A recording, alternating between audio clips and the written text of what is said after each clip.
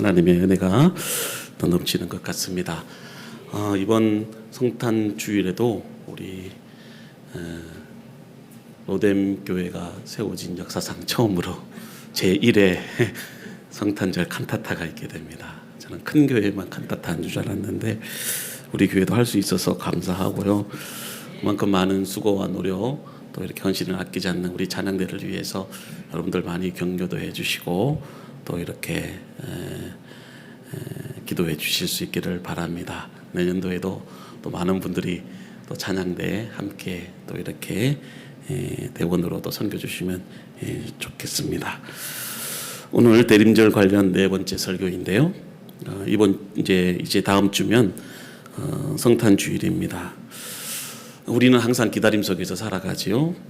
사랑하는 사람과의 첫 만남을 설레임을 가지고 기다리게 되고 또 택배를 주문했는데 필요한 물건을 우리가 빨리 오기를 기다리거나 또 출근할 때 버스를 기다리고 또 음식점에 들어갔을 때는 음식이 빨리 익기를 또 기다립니다. 또 학생들은 수업이 빨리 끝나기를 기다리고 직장인은 휴일이 기다릴 겁니다. 하지만 우리에게는 특별한 기다림이 있습니다. 그것은 이웃을 위해서 나눌 수 있는 기다림, 베풀 수 있는 기다림, 또 가난한 자들을 돌보기 위한 기다림, 또 의로운 자들과 함께하기 위한 기다림이 있습니다. 무엇보다도 우리는 생명과 진리를 전하기 위한 기다림이 있지요. 태초부터 이 땅을 구원하기 위해서 간절히 하나님의 때를 기다린 예수님처럼 우리도 다시 오실 주님을 기쁨으로 영광 중에 기다리는 한 주가 되기를 주님의 이름으로 축복합니다. 자, 오늘 말씀은 세례 요한에 대한 말씀으로 함께 은혜를 나누고자 합니다. 세례 요한은 예수님의 오심을 준비한 자요, 예수님께 세례를 베푼 자입니다. 그가 태어날 때는 보통 사람과는 달랐죠. 누가복음 1장에 보면 이 세례 요한도 예수님처럼 천사로부터 태어날 것을 미리 예고받고 태어난 예외적인 사람입니다. 그가 잉태될 때에 이미 하나님께서 보시기에 큰 인물이 될 것이고 또 많은 이스라엘 백성들을 하나님께로 돌아오게 할 것임을 예언을 받았습니다. 그리고 무엇보다도 이 세례 요한을 통해서 메시아를 맞이할 준비를 할 것이라는 사명을 부여받게 됩니다. 그의 부모님도 보통 사람은 아니죠. 아버지는 제사장이고 어머니는 기도의 사람이었습니다. 두 분 모두 주님의 계명과 규율을 흠잡을 데 없이 잘 지킨 의로운 자들이었죠. 두 분, 이처럼 훌륭한 부모님 밑에서 하나님의 특별한 간섭하심으로 이렇게 뒤늦게 태어난 요한은 천사가 예고한 대로 하나님의 사람으로 신실하게 자랍니다. 가정의 안락함을 누려본 적도 없고 자신의 만족과 안락을 위해서도 살지 않았습니다. 오직 하나님의 뜻을 묻고 찾으며 광야에서 메뚜기와 들꿀을 먹으며 낙타가 죽을 몸에 걸치는 게 그의 전부였습니다. 광야에 이글거리던 태양과 모래바람을 벗삼아서 살던 그때에 본격적으로 세례 요한은 이스라엘을 향해서 회개의 메시지를 외치기 시작합니다. 하나님 나라를 맞을 준비를 하라는 것이죠. 그리고 그는 요단강에서 회개의 세례를 베풀었습니다. 그래서 많은 사람들이 그 세례를 받으려 회개의 세례를 받으려고 나옵니다. 그런데 본문 말씀에 보면 그 중에 이 바리새파 사람들과 사두개파 사람들도 있었습니다. 자, 공관복음에서도 우리가 알 수 있듯이 세례 요한의 메시지는 당시에 어느 지도자들의 어떤 삶이나 메시지가 전혀 달랐습니다. 세례 요한은 로마의 기득권과 결탁한 종교 지도자들이 감히 전하지 못하는 회개와 임박한 하나님 나라의 심판의 메시지를 전했죠. 우리 시대에도 복음을 증거하는 자들이 일종의 기득권에 편승해서 안정만을 바라고 기복적인 메시지를 전하는 자들은 결코 이 세례 요한과 같은 회개의 메시지를 전하지 못할 겁니다.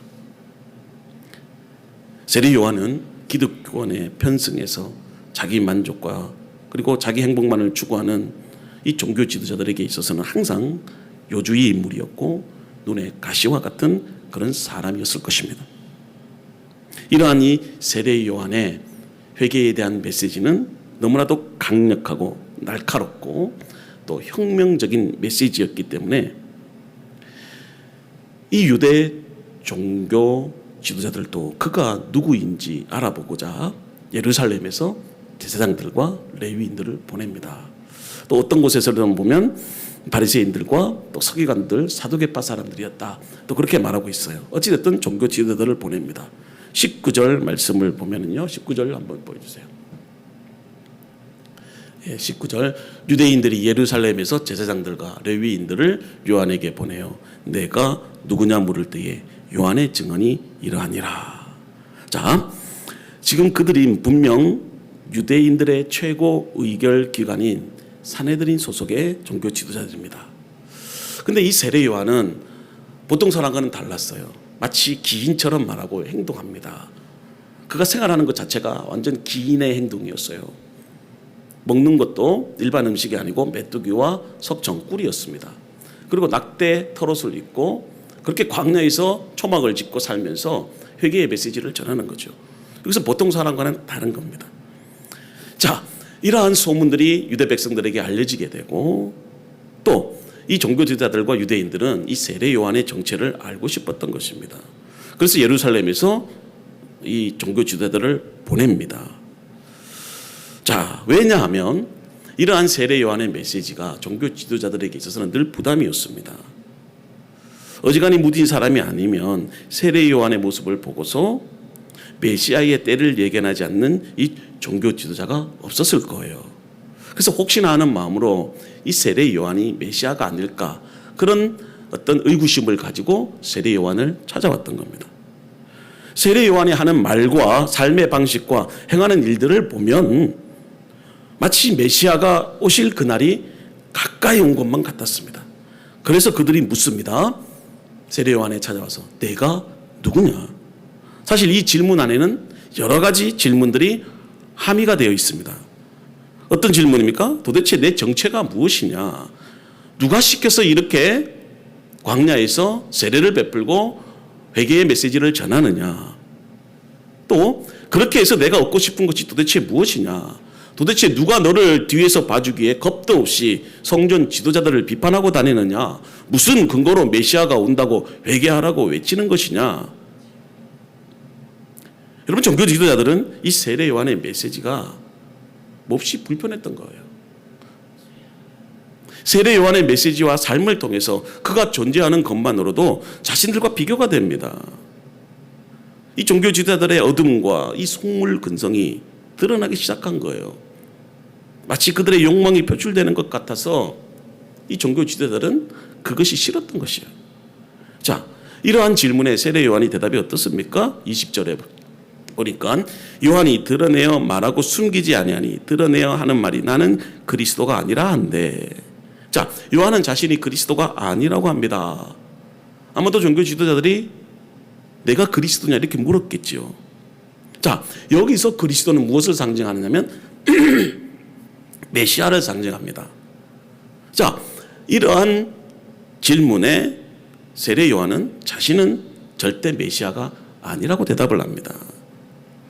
아마도 그 당시의 사람들은 이 요한이 광야에서 검소한 생활을 하고 이렇게 경건하게 또 회개의 메시지를 전하는 것을 보면서 아마도 그가 메시아가 아닐까 그렇게 생각했던 것 같습니다. 왜냐하면 당시에는 세례 요한이 아니더라도 자신이 메시아라고 자처하는 사람들이 간혹 출몰했습니다. 그래서 종교 지도자들과 유대인들도 세례 요한 역시 그런 부류가 아닐까 사람들은 짐작했던 것이에요. 근데 세례 요한은 단호하게 자신은 그리스도가 아니라 그렇게 말을 합니다. 그러자 21절에서 종교 지도자들이 다음과 같이 또 질문을 합니다. 또 묻되 그러면 누구냐? 내가 엘리야냐? 아니되 이르되 나는 아니라. 또 묻되 내가 그러면 선지자냐? 대답하되 아니라. 자, 두 가지를 동시에 질문하고 있죠. 첫 번째는 네가 그리스도가 아니면 그러면 엘리야냐? 그렇게 질문을 합니다. 자, 이렇게 질문한 이유가 있어요. 이것은 말라기 4장 5절 때문에 그래요. 자, 말라기 4장 5절에 무슨 말씀이 있느냐면, 보라, 여호와의 크고 두려운 날이 이르기 전에 내가 선지자 엘리야를 너희에게 보내리니. 자, 지금 1세기 예수님 시대에 유대인들은 죽지 않고 불병거를 타고 승천한 엘리야가 다시 오리라 그렇게 믿었습니다. 말라기 시대가 끝나고 나서 400년 동안은 이 유대 이스라엘에게 있어서 영적 암흑의 시기였습니다. 하나님께서 이 말라기 시대 이후로부터 400년간 말씀하지 않습니다. 그때 이 신구약 중간기가 일어나게 되는데 로마 시대로부터 시작해서 엄청난 이 유대인들에게 핍박이 가해집니다. 그럴 때 그들은 간절하게 뭘 기도했어요? 메시아가 오기를 기다렸어요. 이 말라기 4장 5절의 말씀을 붙잡고 두려운 날이 이르기 전에 내가 선지자 엘리야를 너에게 보내겠다 그렇게 말씀하셨어요. 그래서 종교 지도자들은 이 말라기 말씀을 가지고 네가 말라기 예언자가 예언한 그 엘리야냐 그렇게 묻는 겁니다. 그럴 때 세례 요한이 뭐라고 대답합니까? 나는 엘리야가 아니다. 그러면 네가 선지자냐 그렇게 묻습니다. 선지자라고 질문했을 때 세례 요한이 뭐라고 대답합니까? 나 역시 선지자가 아니다 그렇게 말씀하고 있어요. 자, 그런데 여기서 우리는 한 가지 궁금증을 갖게 됩니다. 자, 세례 요한이 다른 성경의 다른 곳에서는요, 세례 요한이 엘리야로 보냄을 받았다 그렇게 말하고 있어요. 그리고 예수님도 친히 세례 요한이 구약에서 오리라 했던 그 엘리야라고 말씀하십니다. 자, 마태복음 11장 14절이에요. 만일 너희가 즐겨 받을진대 오리라 한 엘리야가 곧 이 사람이니라. 이 사람이 세례 요한이에요.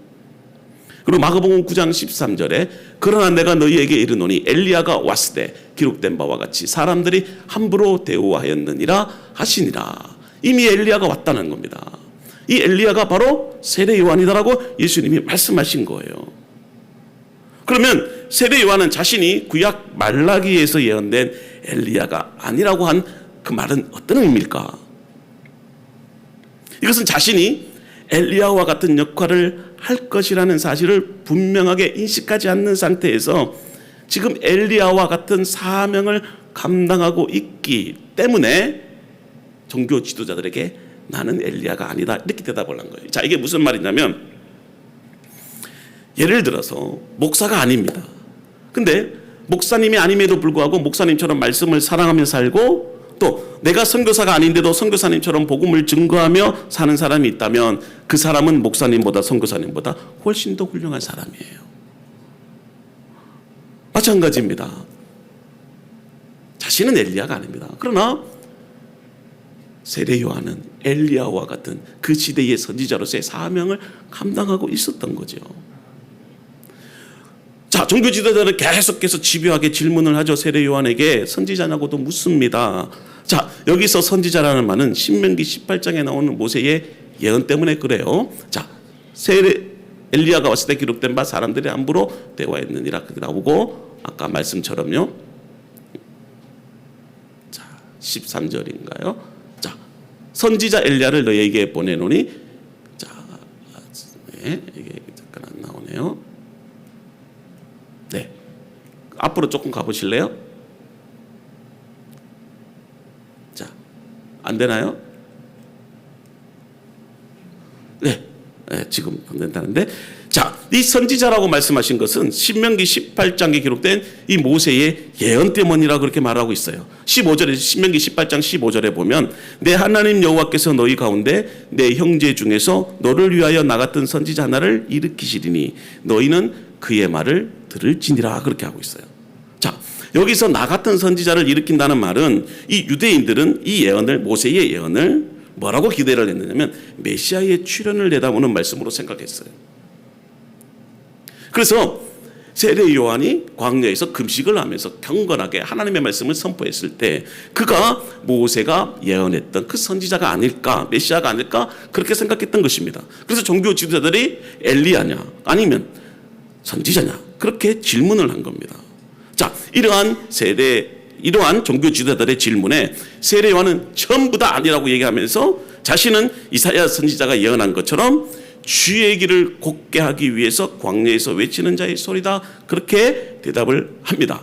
자, 40장 이사야 40장 3절에 보면 외치는 자의 소리여 이르되 너희는 광야에서 여호와의 길을 예비하라. 사막에서 우리 하나님의 대로를 평탄케 하라. 자, 그렇습니다. 자, 그렇습니다.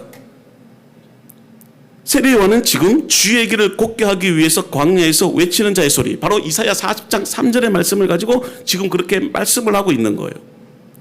본문의 말씀 23절에도 보면 이르되 나는 선지자 이사야의 말과 같이 주의 길을 곱게 하라고 광야에서 외치는 자의 소리로다. 그렇게 말하고 있습니다.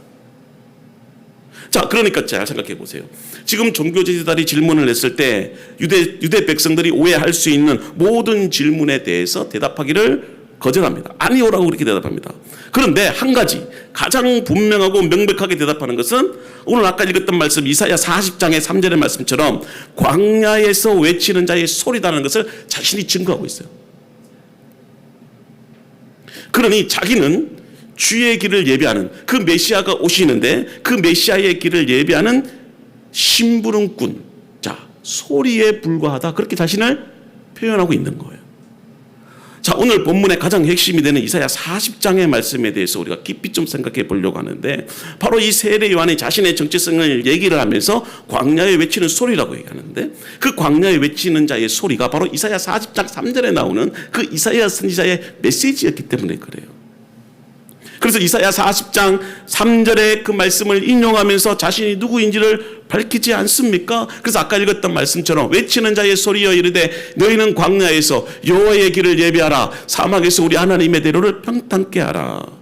여러분, 이사야 40장을 우리가 볼 때에 여러분 1장부터 39장까지는요 심판의 메시지가 이어집니다.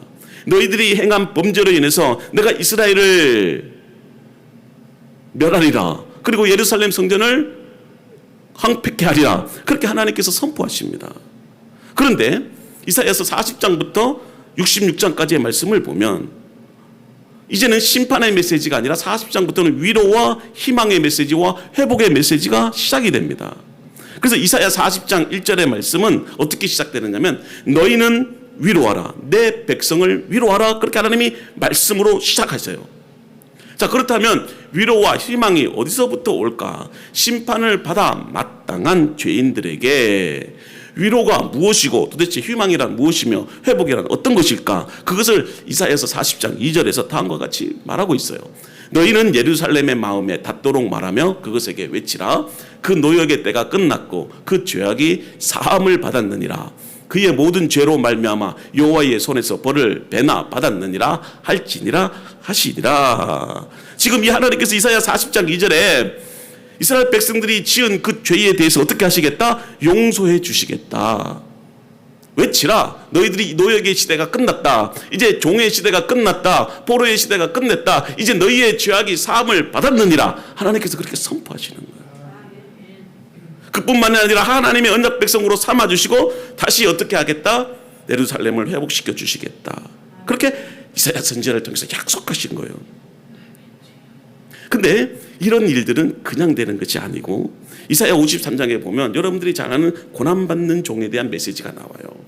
그래서 여러분들 우리가 순환주간이 되면 항상 이 말씀을 외우고 있지 않습니까? 우리를 대신해서 고난과 수치와 모욕을 받으심으로써 그리스도를 통해서 우리의 죄가 용서될 수 있음을 이사야서 53장 4절과 5절에서 말씀하고 있지 않습니까?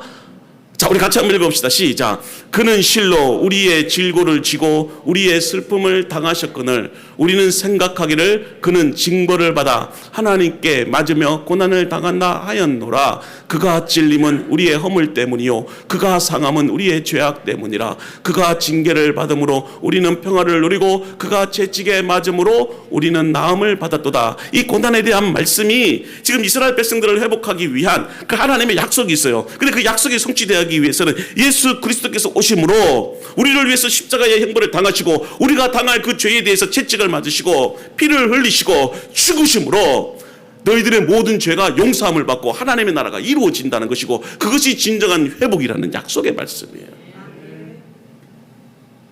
그것을 이사야 선지자를 통해서 예언했던 것입니다. 이사야서 1장 39장에서는 이스라엘이 이 바벨론에 의해서 그들의 죄 때문에 포로로 잡혀갈 것이라고 예언을 했습니다. 그런데 40장부터는 이 바벨론에서 너희들이 돌아오게 될 것이다. 그리고 하나님의 나라가 이루어질 것이다. 그 회복의 소식을 전하는 거예요. 근데 그 회복의 소식을 어떻게 전한다는 것이죠? 광야에서 외치는 자의 소리가 있다는 겁니다. 여러분, 바벨론과 이스라엘 사이는 수천 킬로나 떨어져 있습니다. 그래서 이스라엘에서 이 바벨론까지 가기 위해서는 그 험난한 광야의 길을 가야 됩니다. 이스라엘 백성들이 그 광야의 길을 가면서 얼마나 많은 사람들이 죽었겠습니까? 목말라서 죽었을 것이고, 힘들어서 죽었을 것이고, 이글거리는 태학별 아래 열사병으로 죽었을 거예요. 그런데 그 죽음의 광야에서 외치는 자의 소리가 들리기 시작할 것입니다. 그리고 너희들을 구원하겠다고 하나님이 약속하시는 겁니다. 회복시키겠다고 약속하시겠다는 겁니다. 이사야 선지자는 광야에서 그 복음을 전하는 소리가 등장할 것이라고 예언했고, 그 광야에서 외치는 자의 소리가 누구라는 것입니까? 세례 요한. 그래서 세례 요한이 광야에서 회개의 목소리를 외쳤던 것이고 구원의 메시지를 외쳤던 겁니다. 그래서 요한은 자신이 뭐라고 한 것입니까? 소리라고 한 겁니다. 그래서 자신의 정체성과 사명을 소리라는 단어로 정확하게 표현하고 있는 거예요. 여러분, 요한복음 1장 1절에 보면 우리가 지난 시간에 배웠던 것처럼 태초에 말씀이 계시니라 그렇게 시작하지 않습니까? 이 말씀은 우주의 근원이고 곧 하나님이신 겁니다. 그리고 이 땅에 성육신하신 예수 그리스도이시고 메시아이십니다. 이스라엘 백성들은 고난의 역사 속에서 메시아가 오시기를 학수고대하고 있었습니다. 그때 이 세례 요한이 광야에서 일어나 회개하라 천국이 가까웠다 하시면서 하나님의 나라를 선포한 거예요. 그래서 사람들은 그의 주위로 몰려들며 기대감을 가지고 당신이 하나님께서 보내신 약속의 말씀이십니까? 메시아이십니까? 그렇게 물은 거예요. 그때 세례 요한은 뭐라고 합니까? 아니라, 나는 말씀이 아니라 그 말씀을 증거하는 하나의 매체인 소리일 뿐이다. 그렇게 말씀합니다. 그래서 23절에 딴 것 같이 말씀하지 않습니까? 오늘 핵심의 말씀인데 우리 같이 한번 읽읍시다. 시작. 이르되 나는 선지자 이사야의 말과 같이 주의 길을 곧게 하라고 광야에서 외치는 자의 소리로라 하니라. 아멘. 오늘 이 소리에 대해서 우리가 생각해 보려고 해요. 말씀과 소리의 관계는 어떤 관계일까요? 여러분, 말씀은 내용이고 소리는 그 내용을 전달하는 매체입니다. 이 설교자가 여러분들에게 하나님의 말씀을 전하기 위해서 전달되는 도구가 있죠. 바로 이 마이크가 아니겠어요? 이 마이크가 증폭이 되어서 여러분들에게 잘 들려질 때에 하나님의 말씀이 여러분들에게 잘 선포되는 것처럼 세례 요한은 이 마이크와 같은 존재라는 겁니다. 소리라는 거예요. 말씀이 목적이라면 소리는 수단입니다. 그래서 말은 소리를 통해서 우리에게 전달되는 것이잖아요. 그래서 말씀이 있기 때문에 뭐가 존재하는 거죠? 소리가 존재하는 겁니다. 그래서 여러분, 세례 요한은 바로 말씀으로 오신 그 예수님을 전하는 뭐다? 소리였다. 그래서 광야에서 외치는 소리는 자기 마음대로 자기 영광과 자기 왕국을 위해서 말을 지어내서 소리를 내는 것이 아닙니다. 소리는 하나님이 주신 말씀을 대언하는 소리인 것입니다.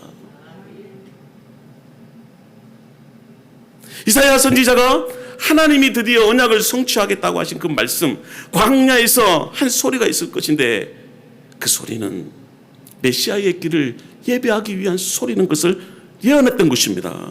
근데 그 메신저로서 그 소리를 광야에서 외치는 자의 소리가 바로 누구십니까? 세례 요한이. 세례 요한이 바로 자신이 소리라고 그렇게 말한 것이에요. 세례 요한이 소리라면 우리를 구원하신 말씀은 누구입니까?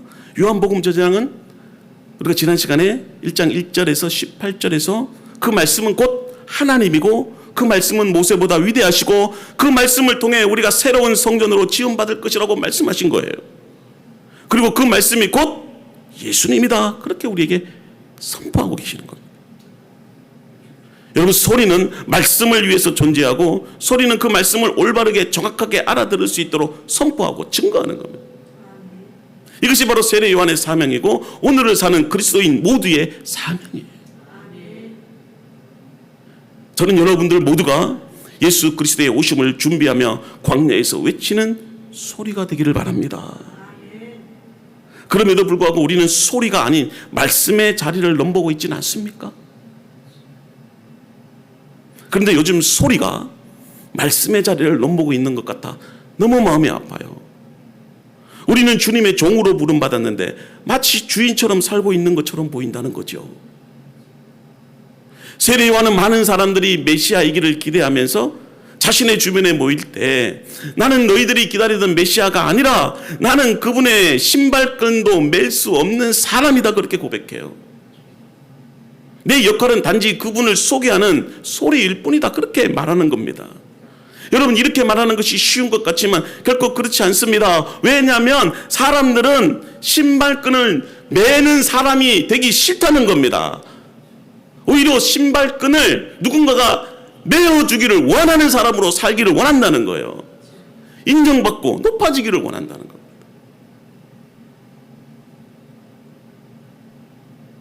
기독교 안에 이단들이 생기는 이유도 뭔지 아십니까? 사람들이 조금 인정해주고 교회가 부흥하고 성장하면 어떤 목사님이 말씀을 해도 자신이 소리나는 것을 인정하지 않고 말씀이라고 주장해요. 그럼 이단으로 가는 겁니다. 그래서 자신이 메시아라고 하고 자신이 하나님의 영을 받은 사람이라고 그렇게 얘기를 하고,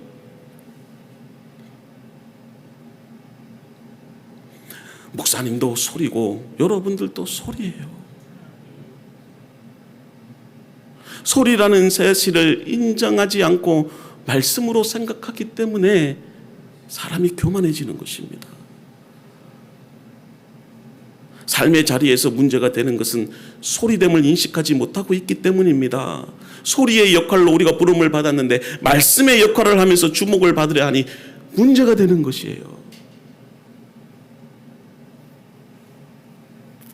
이런 시대를 살면서 우리들은 말씀의 자리에 오르기를 원하는 무리들 가운데서 소리의 자리로 내려오는 세례 요한의 소리의 영성에 관심을 기울여야 됩니다. 우리의 내면을 비우는 훈련을 할 수 있어야 돼요. 소리의 영성, 이것은 겸손의 영성이고 내려놓음의 영성입니다. 소리의 영성이 있는 곳에 하나님의 평안과 하나님의 역사하심이 있습니다. 여러분, 우리는 모두 하나님의 은혜로 부름받은 자들이고 은혜로 살아가고 있지 않습니까? 오늘 이 시간 우리가 마지막으로 함께 기도했으면 좋겠습니다. 이제 우리는 세례 요한들처럼 광야에서 외치는 자의 소리 역할을 하게 됩니다. 이제 주님께서 이 땅에 다시 오십니다. 이제 주님께서 이사야의 예언처럼 광야에서 외치는 자의 소리를 원하십니다. 그 역할을 누가 감당해야 될까요? 바로 저와 여러분들이 감당해야 됩니다. 세례 요한은 광야에서 외쳤습니다. 그 광야는 고난의 시간이고 힘들고 괴로운 시간들, 이글거리는 태양 아래서 먹을 것도 없어요. 그러나 그곳에서 주님의 오심을 외칩니다. 그렇다면 우리도 삶의 현장에서 힘들고 어려워도 주님이 다시 오심을 외치며 살아야 되지 않겠습니까? 이 땅에 주님은 하나님 나라를 완성하기 위해서 오십니다. 모든 악을 멸하시고 우리를 완전하게 구원하시기 위해서 이 땅에 다시 오십니다. 우리는 소리가 되어져야 됩니다. 그 소리를 세상에 알려야 됩니다. 아직까지 방황하고 죽어가는 수많은 영혼들이 있다는 것입니다.